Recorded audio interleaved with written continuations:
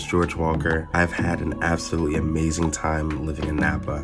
I've been able to find a community of people of color who I honestly didn't know existed here. Welcome to J.Moss, everybody. This is our production area, right? So this is where it all starts once a year.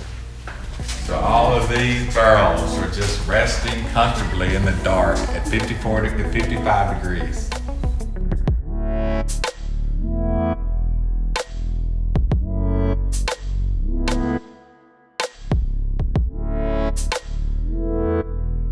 About time that we start to create more diversity and engagement in this industry that is often kind of left people who look like myself and possibly maybe like you out of the equation. Being born and raised here in Napa Valley, I know first and foremost how difficult it can be to actually hear some of these stories.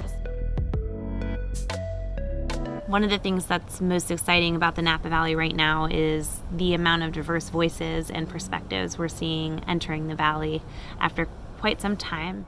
I am so honored to watch as the Black community grows, as our diverse community grows here in Napa, because the more diverse we are, the more successful we'll be, and the more interesting we'll be as a valley and as a community.